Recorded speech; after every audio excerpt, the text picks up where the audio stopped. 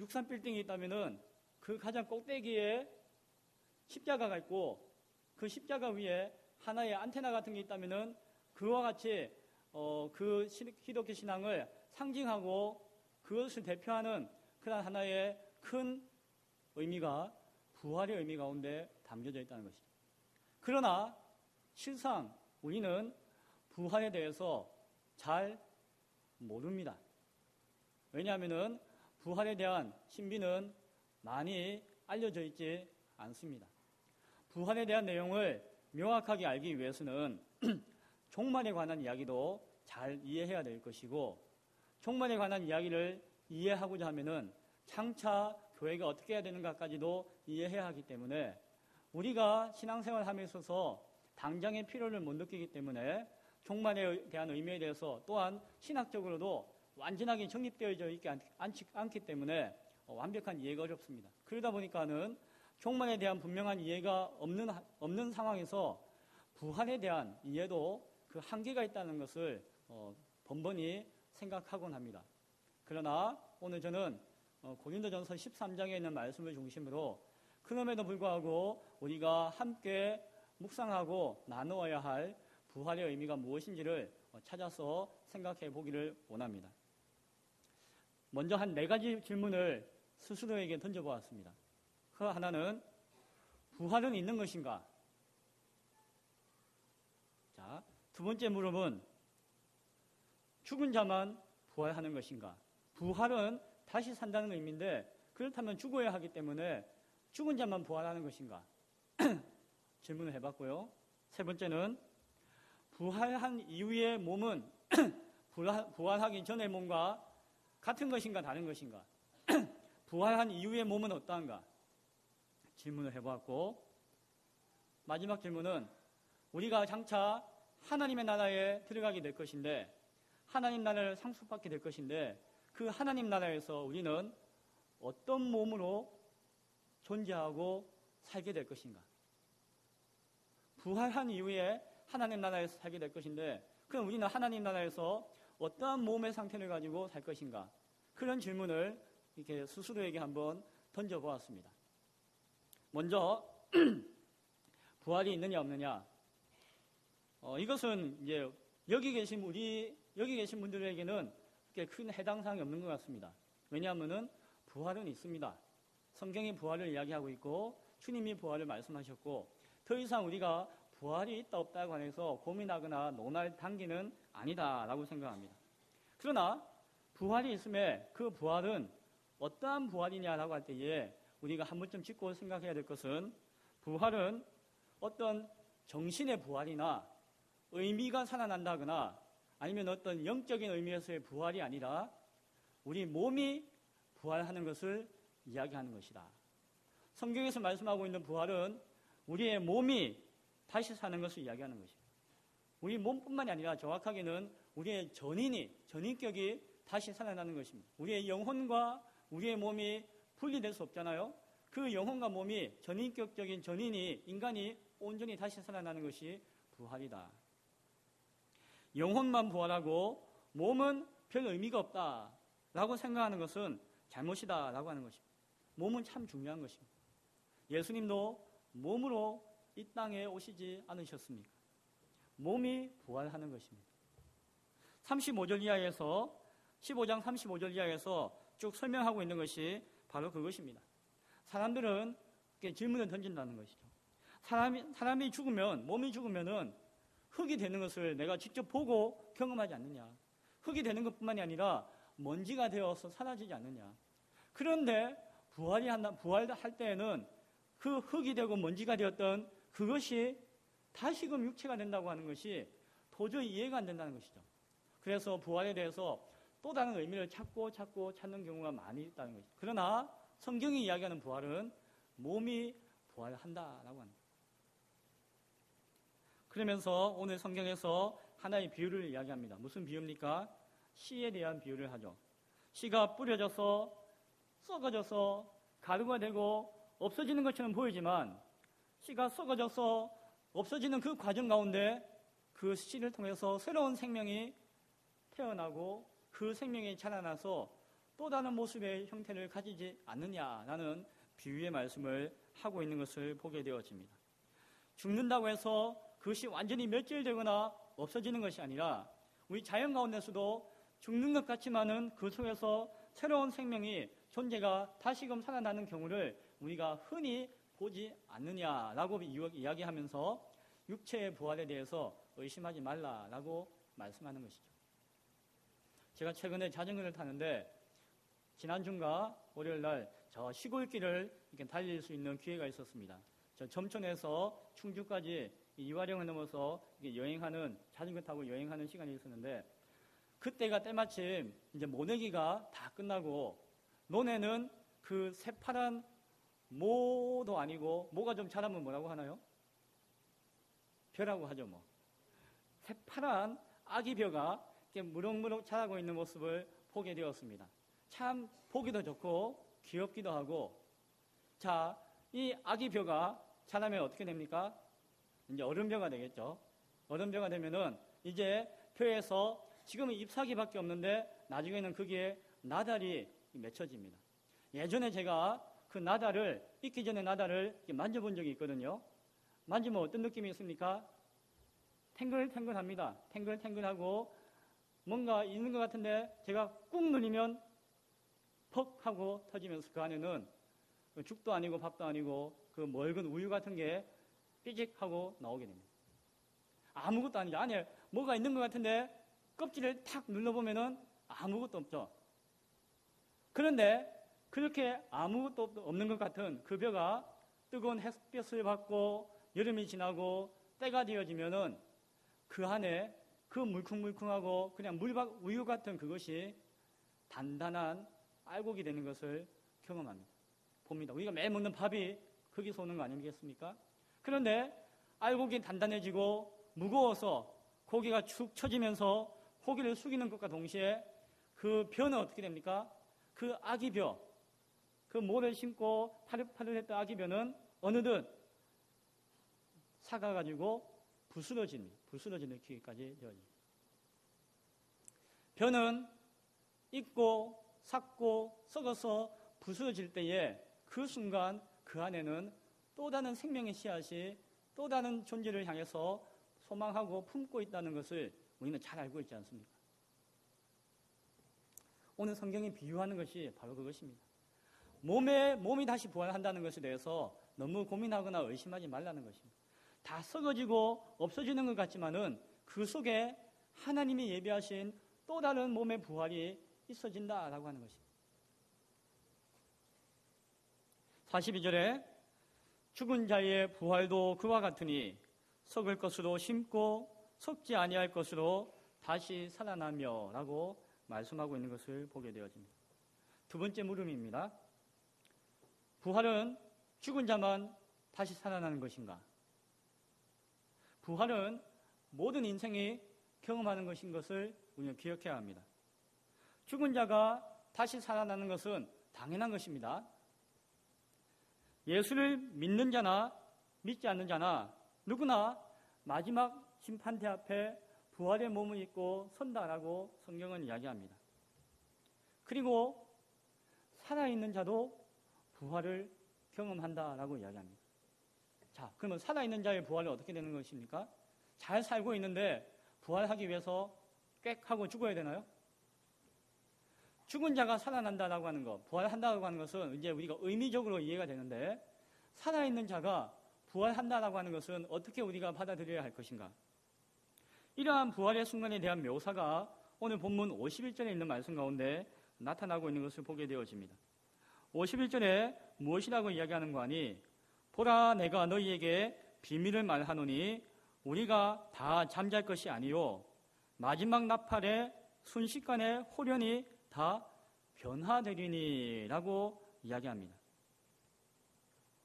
어느 부활의 시점이 되어질 때에 모든 죽은 자들이 다시 살아나는 그 부활의 시점에서 우리는 다 죽는 것이 아니고 잠자는 것이 아니라 호련히 변화되어질 것이다 라고 오늘 성경이 이야기해 주고 있습니다. 53절에 52절, 53절 쭉 읽어보면은 나팔 소리가 날 때에 죽은 자들이 썩지 아니할 것으로 다시 살아난다. 이것을 우리가 잘 알지 않습니까? 그리고 우리도 변화된다. 살아있는 자들은 변화를 경험하게 되어진다라고 이야기합니다. 53절에 이 썩을 것이 죽어서 흙이 되고 썩을 것이 썩지 아니할 것을 잊겠고 다시 육신을 입고 부활하겠고 이 죽을 것이 즉 곧 죽음에 이르게 될 지금은 살아서나 죽게 되어질 것들은 죽지 아니함을 입으리라.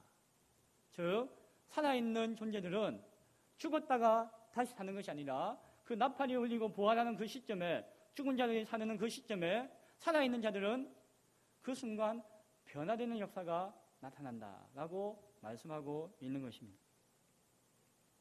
그리고 중요한 말씀을 하고 있는데 이 부활의 의미에 대해서 54절에서 무엇이라고 이야기하는 거니 이 썩을 것이 썩지 아니함을 입고 이 죽을 것이 죽지 아니함을 입을 때에 나팔 소리가 울리고 부활의 시점이 되어서 죽은 자들이 다시 살아나고 살아있는 자들은 영원한 몸으로 변화되어지는 그 순간에 사망을 삼키고 이기리라 라고 한 말씀이 이루어진다. 즉 사망을 삼키고 이긴다. 즉 사망과 죽음이 사라지게 되는 시점이다 라고 말씀하고 있습니다.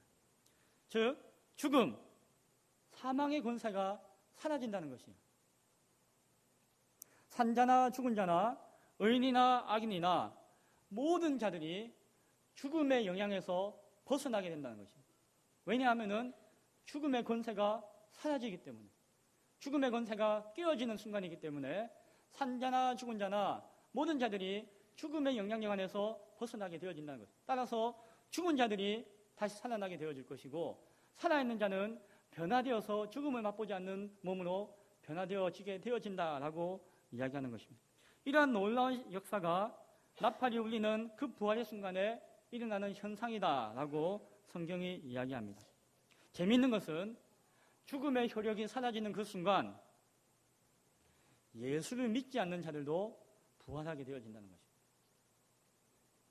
죽음의 영향력은 예수를 믿는 자에게만 미친 것이 아니라 예수를 믿지 않는 흔히 우리가 이야기하면 지옥 가는 자들에게도 죽음의 영향력은 그대로 있었는데 그 영향으로 말미암아 죽었는데 그들도 죽음이 사라지고 나니까 그들도 다시 부활하게 되어진다는 거죠.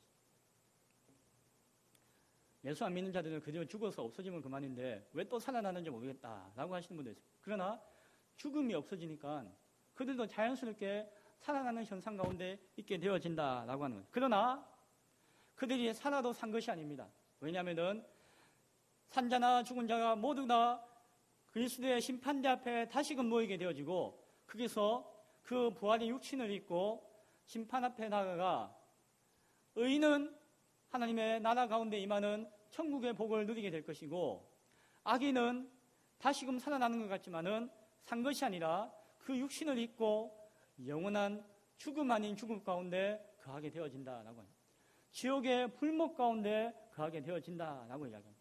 그전에는 영혼만이 갇혀있던 지옥에서 그들이 이제 죽음이 사라지고 나니까는 육신을 입고 그 육신을 통해서 더 큰 고통 가운데 더 큰 절망 가운데 깊이 지옥의 불기둥 속에 떨어지게 되어진다라고 성경은 이야기하는 것입니다. 중요한 것은 무엇입니까? 마지막 부활의 때가 되어지면은 죽음의 권세가 완전히 깨어지고 사라지게 되어진다라고 하는 것입니다.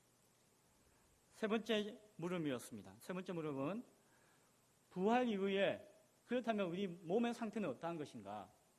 살아있는 자가 변화된다고 하는데 그 변화된 몸은 어떠한 것인가? 죽음을 경험한 상태에서 썩어질 몸이 썩지 않은 몸을 입는다라고 하는 것은 이해가 되어집니다. 다시 살아났기 때문에. 죽음을 경험하지 않은 상태에서 몸은 변화되어진다라고 오늘 성경은 이야기합니다. 그 몸은 어떻게 변화되어질까요? 오늘 제목이기도 한 50절 말씀에 혈과 육은 하나님의 나라를 이어받을 수 없다라고 말씀하는 것을 보게 되어집니다. 무엇이요? 혈과 육. 혈과 육을 쉬운 말로 이야기하면은 피와 살입니다. 살과 피. 즉 몸이죠, 몸. 몸을 가지고서는 하나님 나라를 이어받을 수 없다라고 이야기합니다. 그런데 죽은 자가 몸을 입고 있고 산자도 변화된 몸을 입고 있다고 하면은 그 몸을 가지고 하나님 나라에 못 들어간다면 문제가 생기지 않나요? 여기서 혈과 육이라고 하는 그 몸은 변화되어지기 전의 몸, 즉 변화되지 못한 옛사람의 몸을 이야기한다라고 이해하시면 됩니다. 즉 42절부터 43절에 있는 표현을 빌리자면은 그것은 썩을 것이며 그것은 욕된 것이며 그것은 약한 것입니다. 그 혈과 육을 가지고서는 하나님 나라에 들어갈 수가 없다라고 하는 것입니다. 그 몸이 변화되어져야 한다라고 이야기합니다. 어떻게 변화되어져야 하는고 하니 같은 성경에서 썩지 않을 것으로 변화되어져야 하며 영광스러운 것으로 변화되어져야 하며 강한 것으로 변화되어져야 한다라고 오늘 성경은 이야기합니다. 즉 한마디로 쉽게 이야기하면은 신령한 몸으로 변화되어져야 한다라고 이야기합니다. 변화되지 않는 혈과 육으로서는 도무지 하나님 나라에 들어갈 수가 없으니 그 몸이 변화되어서 신령한 몸을 입을 때에만 하나님 나라에 갈 수 있다라고 이야기합니다. 즉 의인은 나팔이 울리고 부활의 순간이 되어지면은 그 몸은 이전에는 혈과 육에 매여 있는 그런 몸이었으나 하나님의 은혜로 말미암아 신령한 몸으로 변화되어서 즉 하나님 나라에 들어가기에 합당한 몸으로 변화되어진다라는 사실을 우리는 깨닫게 되어집니다. 육체적인 변화를 통해서 오는 변화가 아니라 바로 영적인 변화를 통해서 오는 그 변화를 통해서 나타난다는 것이죠. 그러나 이 변화는 나팔이 울리는 그 순간에 나타나는 변화이지만은 그 변화의 신은 이미 그 전에 심겨져야만 나타나는 변화입니다. 이 변화는 무엇이라고 이야기했습니까? 부활이라고 이야기했습니다. 단순히 변화가 아니라 살아있는 자의 변화는 또 다른 부활입니다. 즉 거기에는 죽어지는 씨가 심겨져 있었다는 것이죠. 그것이 그 순간에 부활의 몸으로 부활되어지는 그런 변화가 나타나게 되었다는 것이죠. 그 미리 심겨진 씨가 무엇입니까? 그것이 신령한 몸을 입기 위해서 성령의 임재를 통한 거룩한 몸을 입는 것입니다. 예수 그리스도를 믿는 믿음으로 말미암아 심겨진 그 믿음의 씨가 그 육신과 심령을 거듭나게 하는 것. 그 거듭난 육신이 비록 혈과 육에 매여 있는 육신이 할지라도 그 심령이 그리스도의 은혜로 가운데 거듭난 인생은 마지막 때가 되어질 때에 그 신령한 몸으로 변화되어 하나님 나라에 들어가기에 합한 몸이 되어진다라고 하는 것입니다. 중요한 것은 살아있는 동안에 그 영적인 변화, 거듭남의 그 부활의 씨를 그 심령 가운데 품었느냐, 품지 않느냐가 중요하다는 것입니다. 마지막 때가 되었을 때에 아무 이유도 없이 신령한 몸으로 변화되지 않는다는 것입니다. 마지막 때가 되었을 때에 아무 이유도 없이 죽은 자가 살아나서 하나님 나라에 가지 않는다는 것입니다. 그 예수 그리스도로 말미암아 거듭난 그 부활의 생명의 씨가 이미 그 가운데 심겨진, 살아있는 가운데 심겨진 자야만 죽어도 다시 살아서 하나님 나라에 들어갈 것이고 살아도 신령한 몸으로 변화되어서 하나님 나라에 들어갈 수 있다라고 하는 것입니다. 그 부활의 생명, 그 부활의 씨가 그 살아있는 동안에 심겨져 있지 않는 자는 죽어도 살아도 그가 갈 곳은 지옥밖에 없다라고 하는 것을 우리는 잘 기억해야 할 것입니다. 허물과 죄악뿐인 자신의 자아를 죽이는 인생이 바로 부활의 생명을 얻는 인생입니다. 살아있는 가운데 부활을 경험한다는 것은 사실상 말 그대로 부활을 경험하는 것입니다. 왜 그렇습니까? 살아있는 동안에 나의 거짓된 자아가 죽어야 하기 때문입니다. 나의 죄악된 성품이 죽어야 하기 때문입니다. 내 안에 내 인생의 주인 되었던 나 자신이 죽어야 하기 때문입니다. 그리고 그 자리에 그곳에 예수 그리스도의 생명이 예수 그리스도의 보좌가 임하여 성령의 내주하심이 다시금 살아나는 것이 영적인 부활이고 살아있는 가운데 그런 부활을 경험한 자만이 나중에 육체의 부활을 경험하여 하나님 나라에 이르게 되어진다라고 하는 사실입니다. 내 몸이 썩어질 육의 몸이 아니라 예수 그리스도를 말미암아 썩지 아니할 영의 몸이 되었느냐? 내가 예수 그리스도를 믿음으로 말미암아 나의 혈과 육을 자랑하는 것이 아니라 바로 예수 그리스도의 살과 피를 먹고 마시는 믿음의 고백이 있느냐? 내 육신이 더 이상 나의 육신이 아니라 바로 예수 그리스도의 살과 피를 먹고 마심으로 말미암아 그리스도가 내 안에 살아계시느냐가 부활의 생명이 있느냐 없느냐를 결정한다라는 사실입니다. 예수님께서 나사로의 누이 마르다에게 하신 말씀이 우리는 다시 한 번 더 귓가에 맴돌며 되새겨집니다. 요한복음 11장에 나오는 말씀이죠. 나는 부활이요 생명이니 나를 믿는 자는 죽어도 살겠고 무릇 살아서 나를 믿는 자는 영원히 죽지 아니하리니 이것을 네가 믿느냐라고 말씀하였습니다. 우리에게 주시는 말씀이죠. 부활과 생명이신 예수 그리스도를 온전히 깨닫고 알 때에 주는 그리스도시요 하나님의 살아계신 하나님의 아들이십니다 라고 하는 믿음의 고백이 나올 수 있다라고 하는 사실입니다. 부활의 비밀은 몸이 부활하느냐, 죽은 자가 부활하느냐, 죄인이 부활하느냐 라고 하는 문제가 아니라, 그것이 중요한 것이 아니라 부활과 생명의 그늘이신 예수 그리스도의 그 살과 피가 바로 나의 혈과 육을 대체할 수 있느냐라고 하는 것이 바로 중요하다라고 하는 것입니다. 그러한 믿음의 고백이 있느냐가 우리에게 부활의 생명이 있느냐라고 하는 것입니다. 그러할 때에만 마지막 나팔이 불 때에 죽은 자나 산 자나 관계없이 하나님 나라에 들어갈 수 있는 신령한 몸을 입어서 그 몸으로 하나님 나라에 가게 되어질 수 있다라고 하는 것입니다. 마지막 질문, 천국 갈 때에 그러면 몸을 가지고 가는 것인가? 천국 가면은 우리 영혼만 막 날아가고 몸은 여기 땅에 뚝 떨어져 있는 것은 아닌가? 예수님께서 부활하실 때에 우리의 첫 예매가 되신 것을 보여주셨습니다. 예수님의 부활의 모습은 예수님이 죽으시기 이전의 모습과 다른 모습으로 부활하셨습니다. 즉 우리가 마지막 때에 변화되어질 그 신령한 몸을 우리에게 보여주셨습니다. 예수님께서 부활하심으로 말미암아 우리의 첫 예매가 되심으로 우리가 장차 입을 그 몸을 예수님께서 입고 제자들을 통해서 이미 보여주셨습니다. 예수님께서 그 변화된 몸으로 부활하셨고 그 몸을 가지고 하늘로 승천하셨습니다. 예수님께서 승천하시는 그 모습을 간밤에 승천하셨더라가 아니라 많은 제자들이, 많은 사람들이 지켜보는 가운데서 하늘로 그 몸을 입고 승천하셨습니다. 그리고 주님께서 다시 오실 날 그냥 어떤 현상적으로 오시는 것이 아니라 바로 그 몸을 입고 그 변화되어진 신령한 몸을 입고 주님께서는 다시 이 땅 가운데 우리가 목도할 수 있는 광경으로 이 땅에 다시 오신다라고 하는 사실입니다. 많은 사람들이 보았고 볼 수 있는 바로 그 몸, 하나님과 피조물인 인간이, 하나님과 그 피조물인 인간이 어떻게 아버지와 자녀가 되어서 함께 거할 수 있는 하나님 나라가 이루어지겠습니까?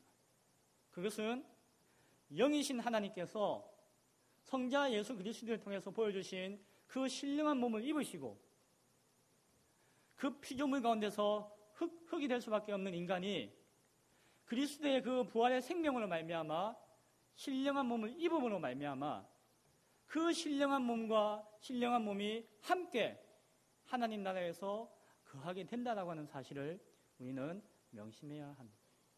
즉 천국에서는, 쉽게 이야기하면 천국에서는 우리가 몸을 입고 가는 것입니다. 우리의 몸으로 사는 것입니다. 지금 우리가 가지고 있는 이 몸과는 다른 몸이지만은 그리스도의 몸과 같이 우리가 변화되어진 그 신령한 몸으로 하나님 나라의 삶을 영위하게 되어진다라고 하는 사실입니다. 하나님이 영이시기에 인간도 그 천국에서는 영으로서만 존재해야지 하나님과 대화가 되지 않겠느냐? 그것은 아니다라고 하는 것입니다. 그렇지 않다라고 하는 것입니다. 영만 천국 가고 육체는 이 땅에 뚝 떨어지는 것이 아니라 그 변화되어진 몸을 통하여서만 하나님과 교제하고 함께 거할 수 있음을 우리는 기억해야 할 것입니다.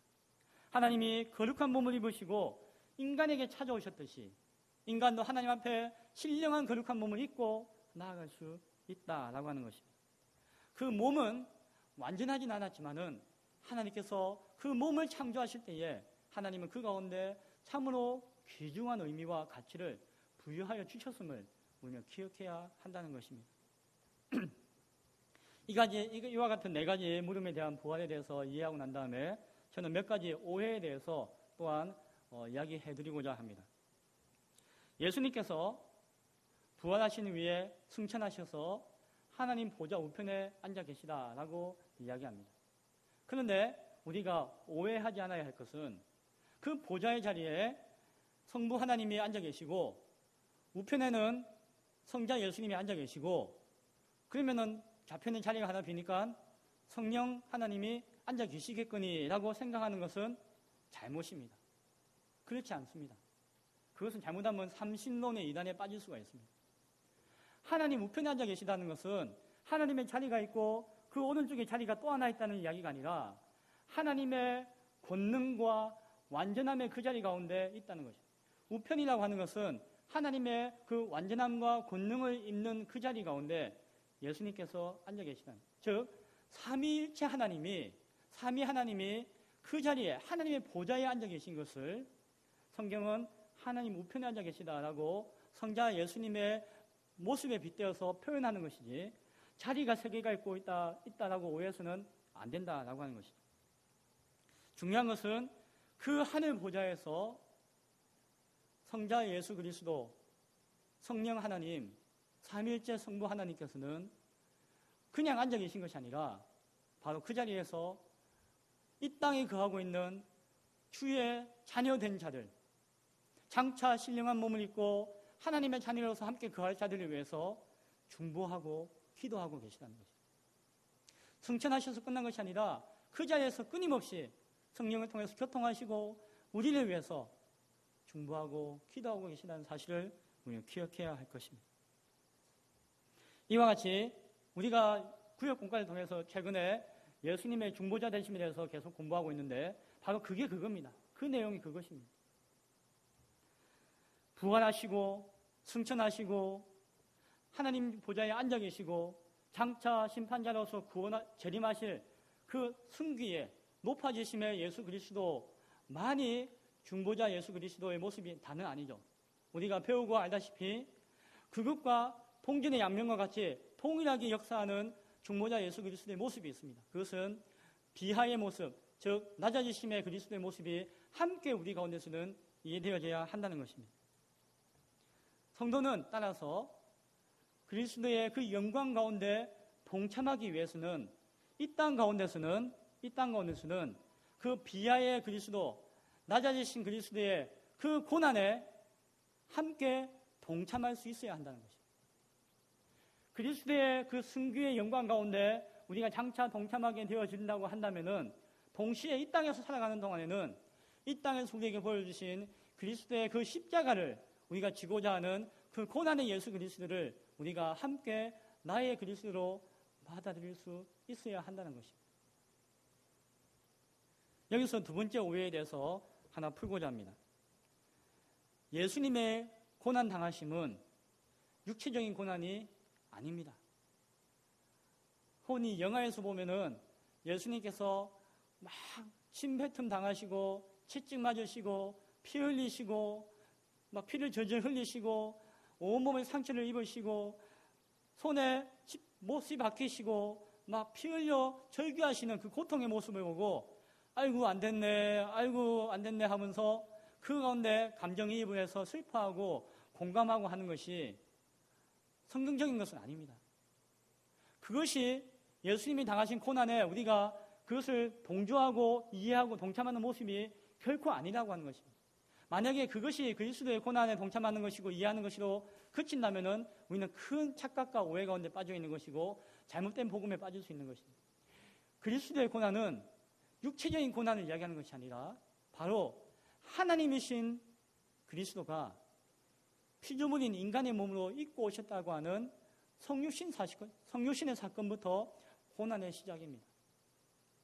그것이 큰 고통이자 고난입니다. 하나님께서 인간의 몸으로 오신 그 자체가 크나큰 고통이고 고난이셨다는 것이죠. 그리고 인간의 몸을 입고 율법 가운데서 순종하심으로써 결국에는 고난 당하시고 십자가에 달려 죽으시는 그 모든 과정 자체가 큰 고난이고 고통이셨다는 것입니다. 그러나 십자가상에서의 고난과 고통은 단순히 못이 박히고 피 흘린 고통이 아니라 예수님은 빨리 돌아가셨잖아요. 그런데 그 당시 사형수들은 일주일 동안 매달려서 고통당하면서 죽었다고 합니다. 그 고통에 비하면 예수님의 고통은 짧은 것이게요. 육체적인 고통이 예수님의 고통이 아니라 바로 그 십자가의 고난 가운데서 외치신 그분의 음성을 기억해야 되는 거예요. 엘리 엘리 라마 사박다니, 나의 하나님 어찌하여 나를 버리셨나이까. 그 하나님과 단절되어진 죄인 되어진 우리를 위해서 죽기 위해서 완전한 인간으로 희생되기 위해서 하나님과의 그 깊은 교제가 끊어진 그 절박함과 그 막막함과 그 고통이 바로 십자가에 달리신 예수님의 고통이었고 고난이었다는 사실을 우리는 기억해야 합니다. 그리스도의 참된 고난은 바로 우리를 위해서, 저와 여러분을 위해서 우리를 살리시기 위해 낮아지신 그 비하의 그 고난이었음을 우리가 기억해야 합니다. 이제 말씀을 맺고자 합니다. 완전한 하나님이셨지만 완전한 사람으로 오신 예수님의 고통을 우리는 다 이해할 수가 없습니다. 하지만 우리가 이해하는 고통에 제한시켜서 하나님의 고난과 고통을 이해해버리는 것은 그것도 잘못입니다. 그러나 그 십자가를 향해서 말씀을 통해서 우리에게 들려주신 그 음성만은 우리가 분명히 듣고 새길 수 있어야 할 것입니다. 또한 우리가 이 땅 가운데 그 부활의 소망을 가지고 살아갈 때에 그리스도의 영광 가운데 동참할 수 있는 그 크신 은혜가 우리 가운데 약속되어져 있지만, 그러나 이 땅에서 우리가 그 영광을 성취하고자 하는 것이 아니라 이 땅에서는 그리스도의 그 고난 가운데 동참하고자 하는, 자기를 비우고 낮추고 그리스도가 지시고 가신 그 십자가의 삶을 살고자 하는 삶의 자세가 필요하다라고 하는 것을 우리가 기억할 수 있어야 할 것입니다. 오늘 저는 몇 가지 물음을 통해서 예수님의 부활에 대해서 살펴보았습니다. 그리고 그 부활이 우리 가운데 새겨지는 가운데 우리가 잘못 오해해서는 안 되는 부분도 한 2가지 정도 생각해 보았습니다. 사랑하는 성도 여러분, 오늘 말씀을 통해서 우리가 기억하기 원하는 것은 내 안에 내가 사는 것이 아니라 예수 그리스도가 사는 참된 부활을 살아있는 가운데 고백하고 경험할 수 있기를 간절히 축원드립니다.